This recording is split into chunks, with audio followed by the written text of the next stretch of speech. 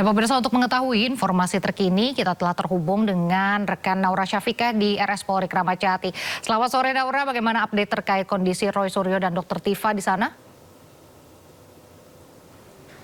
Ya, selamat sore Raisa dan juga pemirsa. Hingga di Minggu sore hari ini kami melaporkan memang untuk kondisi dari Roy Suryo dan juga Dr. Tifa ini masih menjalankan rawat inap di Rumah Sakit Polri Jakarta Timur, lebih tepatnya di Gedung Anton Sujarwo, di mana memang kalau kita ketahui bersama, Jumat pagi ini mereka ditangkap lalu dibawa ke Polda, kemudian dilanjutkan di Jumat sore itu menuju dan juga melakukan screening kesehatan di Rumah Sakit Polri, dan ditemukan bahwa dari kedua tersangka tersebut memiliki penyakit bawaan. Di antaranya untuk Dr. Tifa ini memiliki penyakit bawaan seperti GERD ataupun asam lambung yang mengharuskan mereka dilakukan ataupun diberikan rawat inap di Rumah Sakit Polri. Dan sudah jalan 2 hari untuk rawat inap dari kedua tersangka tersebut, namun kami masih belum menerima informasi apakah nantinya akan segera diselesaikan untuk rawat inap ini, kemudian nanti untuk kelanjutannya bagaimana. Cuma kalau misalnya kami mendengar sedikit ataupun juga dari awak media lainnya terkait dengan informasi di hari Senin bahwa di hari esok akan ada pergeseran ataupun nanti dari kedua tersangka ini untuk berkasnya akan dilimpahkan ke Kejati ataupun Kejaksaan Tinggi Jakarta Selatan terkait dengan pelimpahan berkas dan juga tersangka. Kemudian juga tadi beberapa jam yang lalu, tepat pada 1 jam yang lalu, kami tiba di Rumah Sakit Polri. Ini kami bertemu dan juga melihat dari anak Dr. Tifa yang pria, tapi tidak memberikan ataupun juga enggan untuk dimintai keterangannya. Cuma tadi beberapa awak media menanyakan bagaimana kondisi ibu, bagaimana kondisi Dr. Tifa. Beliau mengatakan bahwa memang untuk kondisi Dr. Tifa saat ini dalam kondisi yang baik. Dan kalau kita melihat jam besuk, memang di jam 5 hingga di jam 8 malam di Rumah Sakit Polri ini menerima jam besuk. Jadi kami pun bersama dengan awak media lainnya masih terus menunggu informasi selanjutnya. Apakah nantinya di hari ini akan ada entah dari kuasa hukum ataupun kerabat yang datang menjenguk dari kedua tersangka tersebut. Sementara itu Raisa, kembali ke studio. Baik, terima kasih Naura, melaporkan langsung dari Rumah Sakit Polri Kramat Jati. Selamat bertugas kembali, kami tunggu perkembangan informasi selanjutnya. Beralih ke informasi lain, Roy Suryo dan Dr. Tifa masih menjalani perawatan di Rumah Sakit Polri Kramat Jati, Jakarta Timur. Kedua tersangka dirawat usai ditangkap penyidik Polda Metro Jaya pada Jumat kemarin. Hingga Minggu siang, Roy Suryo dan Dr. Tifa masih menjalani rawat inap sejak Jumat malam di Gedung Anton Sujarwo, Rumah Sakit Polri Kramat Jati, Jakarta Timur.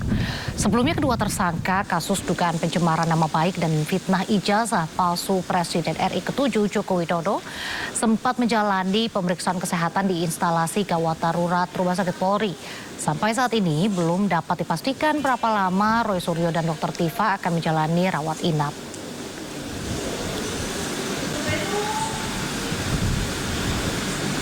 Dan pemirsa, untuk mengetahui informasi terkini, kita telah terhubung dengan rekan Naura Syafiqah di RS Polri Kramat Jati. Selamat sore Naura, bagaimana update terkait kondisi Roy Suryo dan Dr. Tifa di sana? Ya, selamat sore Raisa dan juga pemirsa. Hingga di Minggu sore hari ini kami melaporkan memang untuk kondisi dari Roy Suryo dan juga Dr. Tifa ini masih menjalankan rawat inap di Rumah Sakit Polri Jakarta Timur, lebih tepatnya di Gedung Anton Sujarwo, di mana memang kalau kita ketahui bersama, Jumat pagi ini mereka ditangkap lalu dibawa ke Polda, kemudian dilanjutkan di Jumat sore itu menuju dan juga melakukan screening kesehatan di Rumah Sakit Polri, dan ditemukan bahwa dari kedua tersangka tersebut memiliki penyakit bawaan. Di antaranya untuk Dr. Tifa ini memiliki penyakit bawaan seperti GERD ataupun asam lambung yang mengharuskan mereka dilakukan ataupun diberikan rawat inap di Rumah Sakit Polri. Dan sudah jalan 2 hari untuk rawat inap dari kedua tersangka tersebut, namun kami masih belum menerima informasi apakah nantinya akan segera diselesaikan untuk rawat inap ini, kemudian nanti untuk kelanjutannya bagaimana. Cuma kalau misalnya kami mendengar sedikit ataupun juga dari awak media lainnya terkait dengan informasi di hari Senin bahwa di hari esok akan ada pergeseran ataupun nanti dari kedua tersangka ini untuk berkasnya akan dilimpahkan ke Kejati ataupun Kejaksaan Tinggi Jakarta Selatan terkait dengan pelimpahan berkas dan juga tersangka. Kemudian juga tadi beberapa jam yang lalu, tepat pada 1 jam yang lalu, kami tiba di Rumah Sakit Polri. Ini kami bertemu dan juga melihat dari anak Dr. Tifa yang pria, tapi tidak memberikan ataupun juga enggan untuk dimintai keterangannya. Cuma tadi beberapa awak media menanyakan bagaimana kondisi ibu, bagaimana kondisi Dr. Tifa. Beliau mengatakan bahwa memang untuk kondisi Dr. Tifa saat ini dalam kondisi yang baik. Dan kalau kita melihat jam besuk, memang di jam 5 hingga di jam 8 malam di Rumah Sakit Polri ini menerima jam besuk. Jadi kami pun bersama dengan awak media lainnya masih terus menunggu informasi selanjutnya. Apakah nantinya di hari ini akan ada entah dari kuasa hukum ataupun kerabat yang datang menjenguk dari kedua tersangka tersebut. Sementara itu Raisa kembali ke studio. Baik, terima kasih Naura melaporkan langsung dari Rumah Sakit Polri Kramat Jati. Selamat bertugas kembali, kami tunggu perkembangan informasi selanjutnya. Kuasa hukum Roy Suryo dan Tifauzia Tiasuma atau Dr. Tifa, Refli Harun mengatakan pihaknya masih mempertimbangkan penangguhan penahanan terhadap kedua kliennya. Menurut Refli, keputusan tersebut akan disesuaikan dengan perkembangan proses termasuk rencana pelimpahan tersangka dan barang bukti tahap kedua ke Kejaksaan Senin nanti. Dalam kasus lawyering seperti ini kan kita harus memperhatikan betul apa kemauan prinsipal kan. Apalagi ini kasus yang memberikan atensi publik yang tinggi. Jadi tidak bisa sembarangan kita menghandlenya. Secara hukum nggak susah sebenarnya, kasus ringan kan sebenarnya kan, pencemaran nama baik, kemudian fitnah itu ancaman hukumannya harusnya di bawah 5 tahun. Tapi kita tahu kan ada pasal-pasal yang kemudian diselundupkan, kita duga itu pasal Undang-Undang ITE dengan ancaman hukuman sampai 12 tahun. Karena itu kita perlu bertindak hati-hati dan kemudian juga kita kaitkan dengan kemungkinan nanti penyerahan dua beliau hari Senin nanti pukul 9 di Kejaksaan Negeri Jakarta Selatan. Nah, kita ingin memastikan bahwa upaya untuk misalnya penangguhan penahanan atau tidak ditahan itu tetap kita prioritaskan kepada mereka.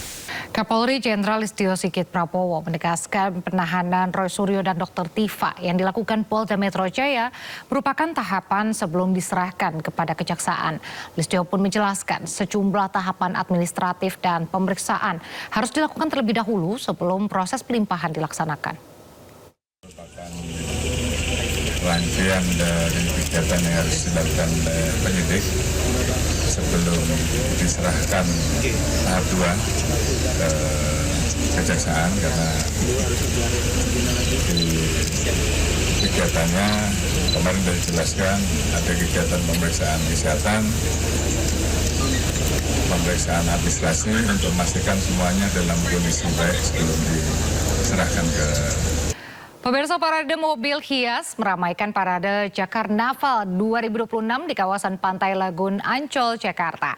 Tidak hanya itu, ondel-ondel hingga tarian Jaga Jakarta Bersih dan Pilah Sampah menjadi daya tarik wisatawan.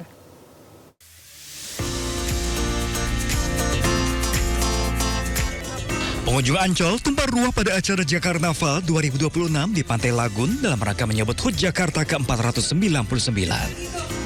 Acara yang dimulai pada Sabtu sore itu tak hanya menampilkan hiburan musik secara gratis, namun juga menampilkan parade kreatif dengan konsep intelektual properti lokal dan kostum karakter animasi yang dibuat oleh kreator lokal. Acara juga menghadirkan parade ondel-ondel hingga tarian Jakarta Bersih dan Pilah Sampah. Kegiatan yang digelar oleh Dinas Pariwisata dan Ekonomi Kreatif Jakarta bersama PT Pembangunan Jaya Ancol itu menjadi bagian dari upaya merayakan keragaman budaya Jakarta sekaligus mendorong kesadaran masyarakat terhadap pelestarian budaya lokal. Dari Jakarta, Ismalia Rama Romadona, iNews melaporkan. Informasi selanjutnya, pemirsa, Wakil Presiden Gibran Rakabuming Raka membuka gelaran Pesta Paduan Suara Gerejawi di Manokwari, Papua Barat. Dalam acara ini, Gibran juga memberikan hadiah sepeda kepada anak-anak.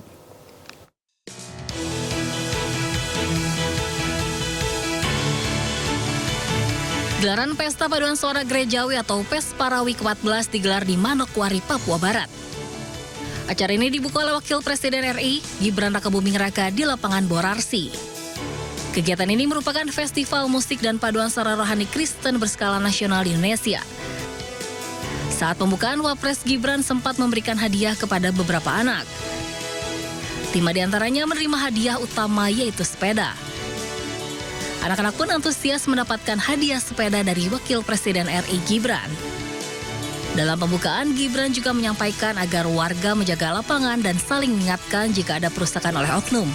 Minor, pemerintah segera perbaiki. kalau ada isu pengerusakan, warga bisa saling mengingatkan. Pembukaan Pes Parawi dihadiri 5.000 peserta dari seluruh Indonesia. Acara ini digelar hingga 28 Juni 2006. Selain memberikan hadiah, Gibran menyebut bahwa pembangunan di tanah Papua menjadi salah satu program prioritas pemerintah untuk mempercepat pemerataan pembangunan di Indonesia.